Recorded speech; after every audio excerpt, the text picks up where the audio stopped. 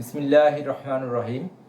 Honours প্রথম বর্ষ গণিত বিষয়ের শিক্ষার্থীদের এলিমেন্টারি নাম্বার থিওরি দ্বিতীয় লেকচারে সবাইকে স্বাগত জানাচ্ছি। আমি মোহাম্মদ ফয়জার রহমান, সহকারী অধ্যাপক গণিত, কুড়িগ্রাম সরকারি কলেজ, কুড়িগ্রাম। আজকে আমরা এলিমেন্টারি নাম্বার থিওরি এর লেকচার 2 নিয়ে আলোচনা করব। এখন আমরা প্রথম লেকচারে দুইটা ফাংশন শিখে আসছি, d of N,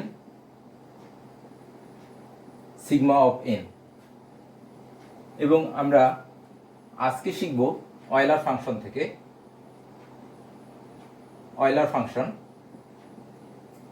Euler function এটিকে প্রকাশ করা হয় ফাই দিয়ে, অর্থাৎ phi of n. Phi of n হলো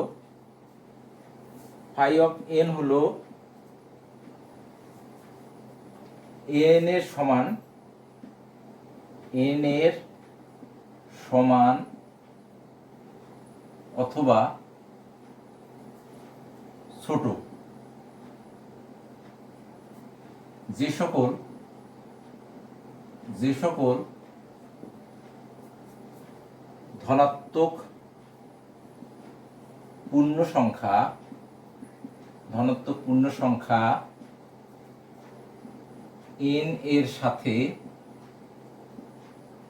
সহমৌলিক তাদের সংখ্যা।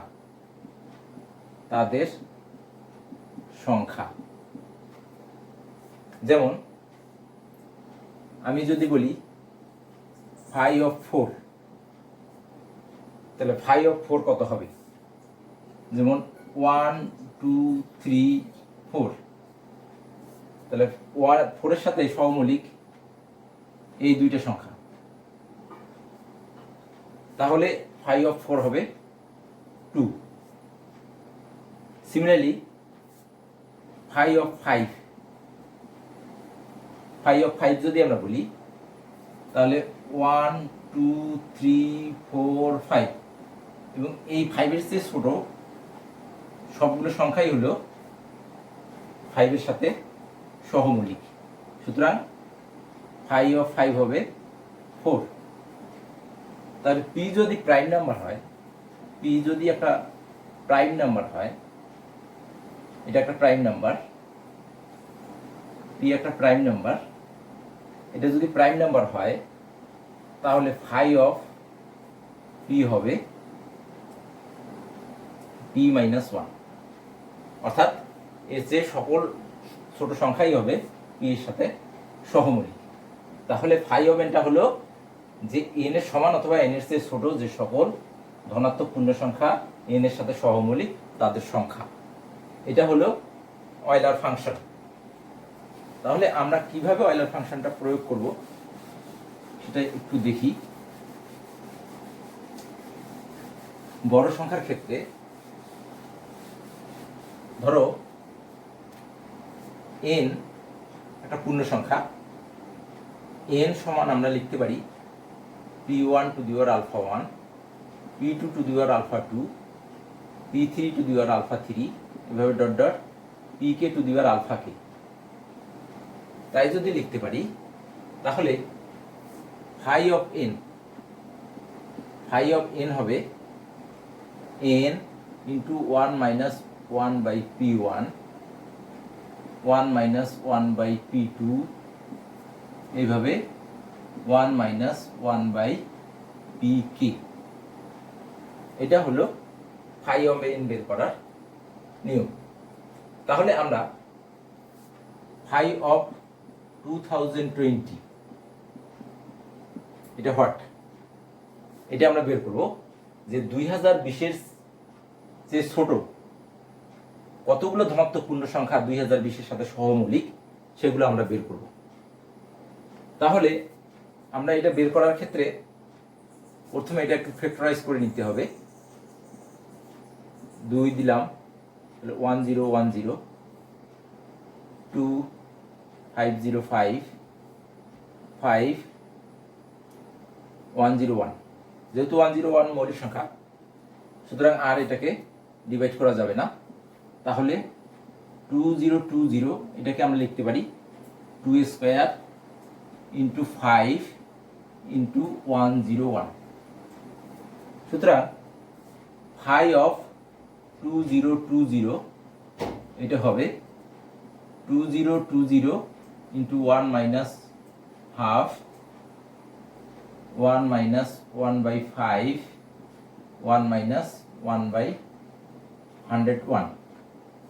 তাহলে এভাবে যদি আমরা এটা নির্ণয় করি তাহলে দাঁড়াবে 2020 এটা আসবে হাফ, এটা আসলো 4/5, এটা আসলো 100/101। তাহলে এটা গুণ করলে 2800 800। তাহলে 2000-এর চেয়ে 2020-এর চেয়ে ছোট এবং 2020-এর সাথে সহমৌলিক এরকম 800 সংখ্যা আছে, যেটা 2020-এর সাথে সহমৌলিক। তাহলে এভাবে আমরা একটা সংখ্যার সহমৌলিক সংখ্যা নির্ণয় করতে পারি। এখন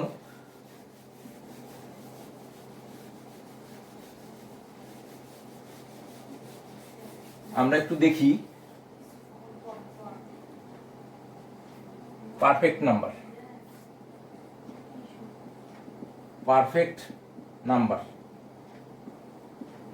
নাম্বার নিয়ে একটু আলোচনা করি।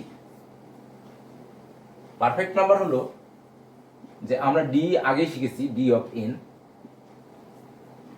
ডি অফ এন, এন একটা পূর্ণ সংখ্যা। ডি অফ এন সমান যদি 2n হয় তাহলে আমরা সেই সংখ্যাটাকে এন কে বলবো পারফেক্ট নাম্বার।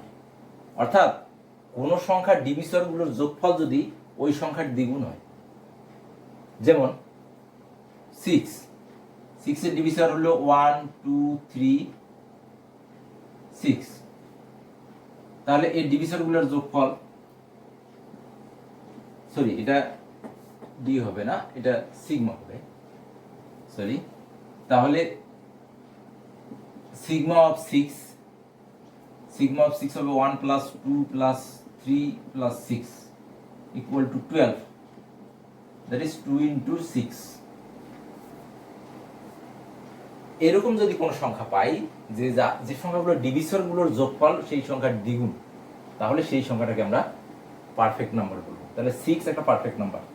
সিমিলারলি 28 এটাও একটা পারফেক্ট নাম্বার। কিভাবে? যে এই সংখ্যাগুলোর ডিভিসরগুলো, যেমন 28 এর ডিভিসর কি? 28 এর ডিভিসরগুলো কি? 1 2 4 7 14 and 28। এই 24 এটা ডিভিসর। তাহলে sigma of 28, sigma of 28, sigma of N কি? সিগমা অফ এন হলো যে সাম অফ ডিভিসরস অফ এন, মানে এন এর উৎপাদক বা ভাজকগুলোর যোগফল। তাহলে এগুলো হলো সবই 28 এর ভাজক। তাহলে এগুলো যদি আমরা যোগ করি 1 plus 2 plus 4 plus 7 plus 14 plus 28, এটা হবে 56, দ্যাট ইজ 2 ইন্টু 28, ডাবল হয়ে গেছে। তাহলে 28 একটা পারফেক্ট নাম্বার। এখন কে পারফেক্ট নাম্বার? আমরা যদি আসি কে পারফেক্ট নাম্বার, কে পারফেক্ট নাম্বার, পারফেক্ট নাম্বার। তাহলে এম একটা সংখ্যা, ধরো এম একটা সংখ্যা, এমটা কে পারফেক্ট নাম্বার হবে যদি sigma of M equal to K into M হয়। Sigma of M equal to K into M হয়, অর্থাৎ এম এর ডিভিসরগুলোর যোগফল যদি এম এর কে গুণ হয়, এম এর ডিভিসরগুলোর যোগফল যদি এম এর কে গুণ হয়, তাহলে এটাকে বলা হবে কে পারফেক্ট নাম্বার। যেমন আমরা যদি 120 বলি, 120 120 120 কে প্রকাশ করা যায় কিভাবে সেটা একটু দেখি। 60 30 15 35, তাহলে 120 কে আমরা প্রকাশ করতে পারি 2 cube into 3 into 5, 2 cube into 3 into 5। তাহলে সিগমা অফ 120 হবে 2^3 + 1 - 1 / 2 - 1 ইন্টু 3^1 + 1 - 1 / 3 - 1 ইন্টু 5^1 + 1 - 1 / 5 - 1। এটা ক্যালকুলেশন করে দেখা গেছে যে এটা হয় 360, অর্থাৎ 3 × 120। তাহলে 120 হলো, 120টা হলো 3 পারফেক্ট নাম্বার, 3 পারফেক্ট নাম্বার। এটা হলো 3 পারফেক্ট নাম্বার, যেহেতু 3 গুণ হয়েছে, এটা কি হয়ে গেছে 120-এর 3 গুণ। এর উৎপাদকগুলো যোগ করেছি, উৎপাদকগুলোর যোগফল আমার বের হয়েছে 320, অর্থাৎ 3 × 120। এই জন্য এটাকে আমরা বলি 3 পারফেক্ট নাম্বার। এখন আমরা আরেকটু নতুন সংজ্ঞা দিব, সেটা হলো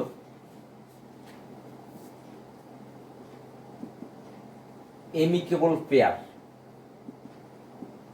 এমিকেবল পেয়ার, এমিকেবল মানে হচ্ছে যে সুহৃদ, যেটার মধ্যে খুব মিল, এরকম এমিকেবল পেয়ার। এমিকেবল পেয়ার হলো, কিভাবে আমরা এমিকেবল পেয়ার বলবো, দুইটা সংখ্যা এমিকেবল পেয়ার হবে, একটা হলো এম আর একটা হলো এন, এই দুইটা সংখ্যা। এটাকে এমিকেবল পেয়ার বলবো আমরা তখনই যদি sigma of M equal to sigma of n, মানে এর ভাজকগুলোর যোগফল এবং এন এর ভাজকগুলোর যোগফল, এম এর ভাজকগুলোর যোগফল এবং এন এর ভাজকগুলোর যোগফল সমান, এবং এই সমানটা কি হবে m plus n. M plus n, m আর এম যোগ করে যা হবে ভাজকের যোগফল তাই হবে। তাই যদি হয় তাহলে এটাকে আমরা বলবো, এই দুইটা সংখ্যাকে বলবো এমিকেবল পেয়ার। উদাহরণস্বরূপ, ফর এক্সাম্পল 220 আর 284, এই দুইটা সংখ্যা আমরা নিলাম। 220 এর ক্ষেত্রে যদি আমরা বের করি, 220 যদি আমরা বের করি, তাহলে 2110 255 511, তাহলে 220 কে আমরা লিখতে পারি 2² × 5 × 11। তাহলে আমাদের এখানে সিগমা অফ 220 এটা কত হয় দেখি। 2 + 1 - 1 / 2 - 1, 5^1 + 1 - 1 / 5 - 1 ইন্টু 11^1 + 1 - 1 / 11 - 1। এটা দেখা গেছে ক্যালকুলেশন করে এটা হবে 504, অর্থাৎ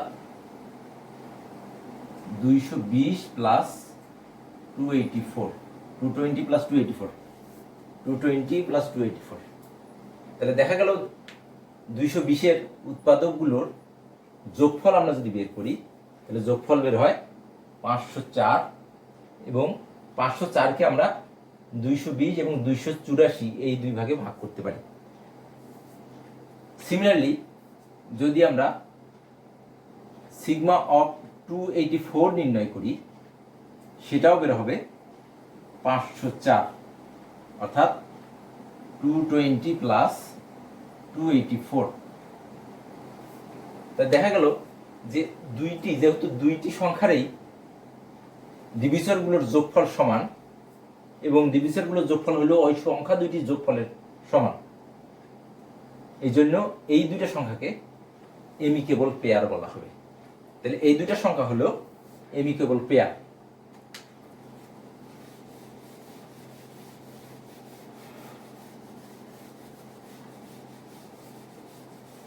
নেক্সট আসি আমরা মার্সিনি নাম্বার। মার্সিনি নাম্বার মার্সিনি নাম্বার মার্সিনি নাম্বারটা হলো যে পি যদি একটা প্রাইম নাম্বার হয়, এটা হলো প্রাইম নাম্বার, এটা হলো প্রাইম নাম্বার। পিটা যদি প্রাইম নাম্বার হয় তাহলে 2 to the power p minus 1, 2 to the power p minus 1 এই আকারের সংখ্যাকে এই আকারের সংখ্যাকে এই আকারের সংখ্যাকে এই আকারের সংখ্যাকে মার্সিনি নাম্বার বলে।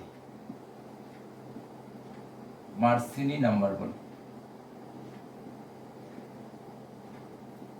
2 to the power p minus 1 এই আকারের সংখ্যাকে মার্সিনি নাম্বার বলে। তাহলে p যদি 2 হয়, p 2 হলে 2 to the power 2 minus 1 equal to 3, এটা একটা মার্সিনি নাম্বার। p যদি 3 হয় তাহলে 2 to the power 3 minus 1 equal to 7, এটা একটা মার্সিনি নাম্বার। p যদি 5 হয় তাহলে 2 টু দি পাওয়ার 5 মাইনাস 1 31, এটা একটা Mersenne number. p equal to যদি 7 হয় তাহলে 2 to the power 7 minus 1 127, this is Mersenne number. p যদি 11 হয় তাহলে 2 to the power 11 minus 1 2047, this is Mersenne number. এগুলো সবই মার্সিনি নাম্বার, কিন্তু এখান থেকে এই পর্যন্ত এগুলো হলো প্রাইম নাম্বার, এগুলো হলো প্রাইম নাম্বার, কিন্তু এইটা প্রাইম নাম্বার নয়, এটা প্রাইম নয়। তাহলে মার্সিনি নাম্বারগুলো সবসময় প্রাইম নাম্বার হবে না, একটা পর্যায় পর্যন্ত প্রাইম হয়, তারপরে আর প্রাইম নাম্বার হয় না। তাহলে এই আকারের যে সংখ্যাগুলো আমরা পাবো 2 to the power p minus 1, তাহলে সেই সংখ্যাগুলোকে আমরা বলবো মার্সিনি নাম্বার। এখন আমরা আসি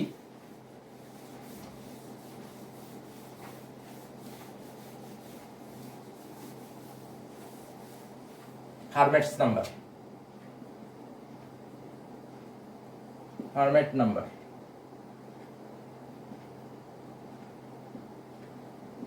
নাম্বারস হারম্যাটস নাম্বারকে আমরা সাধারণত fn দ্বারা প্রকাশ করি। হারম্যাট নাম্বারকে আমরা সাধারণত fn দ্বারা প্রকাশ করি। আর fn হলো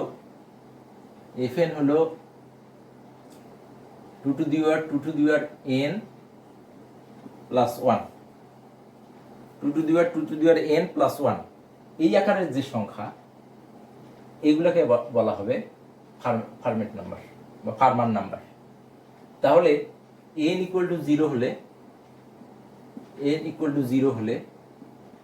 f0 2 to the power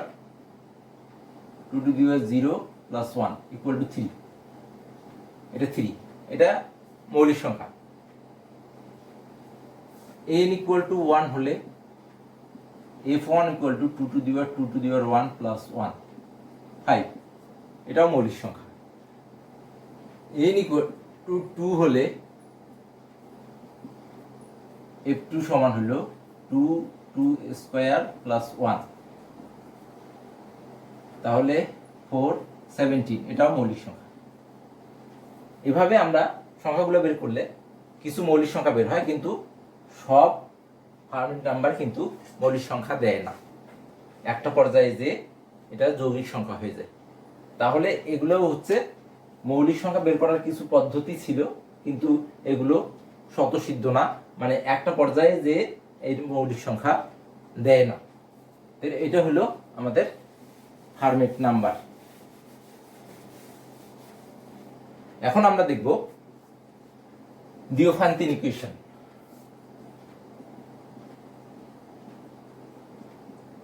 Diophantine equation important, এটা থেকে প্রবলেম থাকে আমাদের। Diophantine ইকুয়েশন, Diophantine ইকুয়েশন কাকে বলে সেটা একটু আমরা আগে বলি। যেমন এবিসি এগুলো হচ্ছে ইন্টিজার নাম্বার, আমরা ধরলাম এগুলো হলো ইন্টিজার্স, এগুলো পূর্ণ সংখ্যা, এগুলো ইন্টিজার বা পূর্ণ সংখ্যা। এই সংখ্যাগুলো যদি কোনো একটা ইকুয়েশনে ব্যবহার করা হয়, x plus by equal to c, এখানে আননোন আছে, ভেরিয়েবল আছে দুইটা unknown variable x and y, দুইটা আননোন ভেরিয়েবল থাকতে হবে, কন্ডিশন দুইটা আননোন ভেরিয়েবল থাকতে হবে, এবং এখানে যে কোএফিসিয়েন্টগুলো, এই কোএফিসিয়েন্টগুলো হলো ইন্টিজার, তাই যদি হয় তাহলে এইটাকে আমরা বলি লিনিয়ার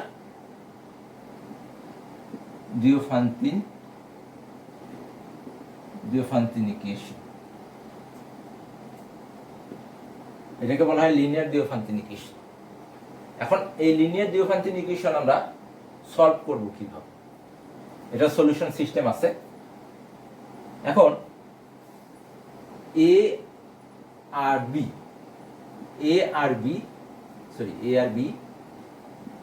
বি এটার গসাগু ডি, এ আর বি এর গসাগু ডি,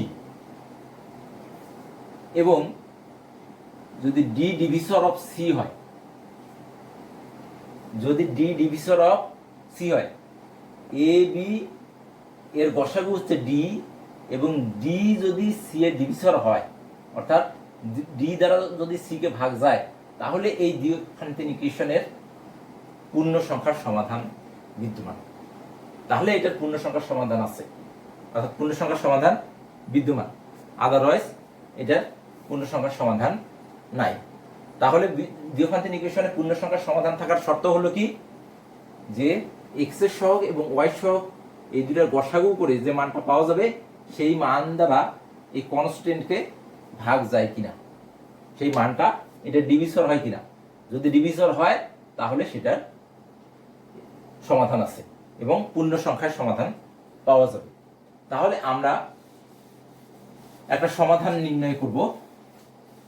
আজকে একটা প্রবলেম দেই।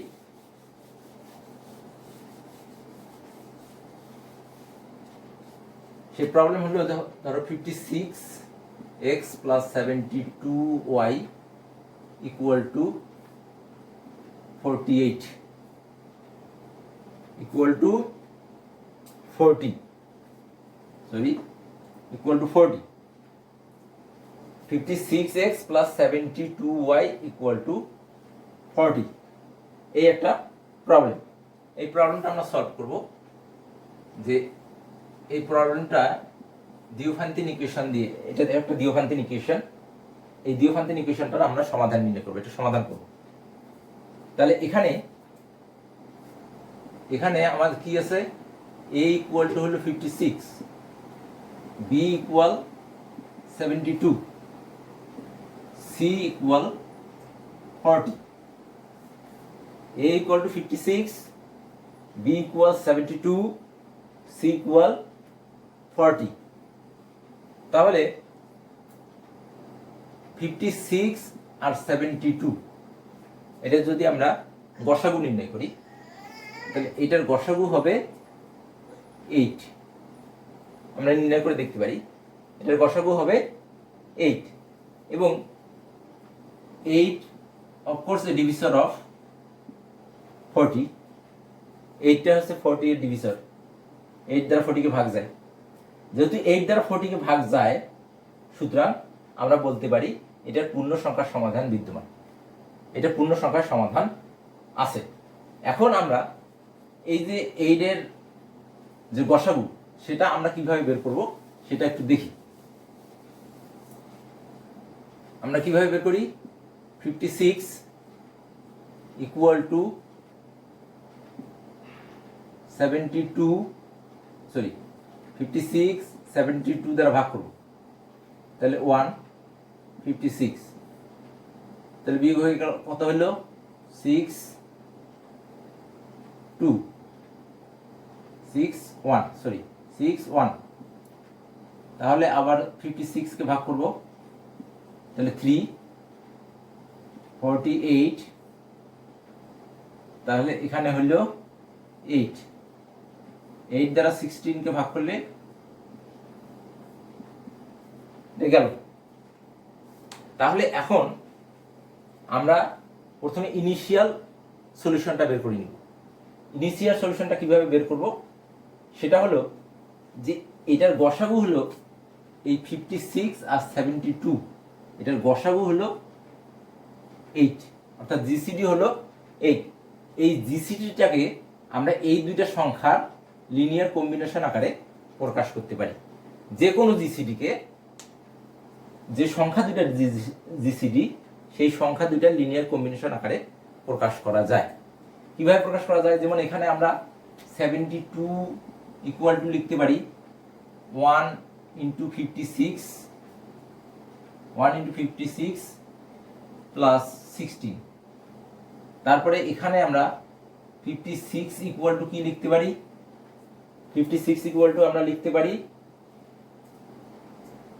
3 ইন্টু 16 প্লাস 8। তারপরে আমরা 16 ইকুয়াল টু কি লিখতে পারি?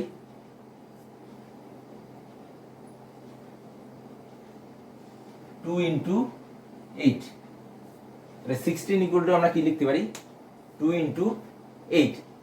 তাহলে সেটা এইখান থেকে লিখতে পারি। এখান থেকে আমরা 8টাকে প্রকাশ করব কিভাবে? এই দুইটা লিনিয়ার কম্বিনেশন আকারে প্রকাশ করব। কোনটাকে? 8কে। তাহলে 8কে ওই দুই লিনিয়ার কম্বিনেশন আকারে আমরা কিভাবে প্রকাশ করতে পারি সেটা একটু দেখি। তাহলে 8 সমান কত লেখা যাবে এখানে? এখান থেকে, এটা থেকে 8 সমান কি লিখতে পারবো?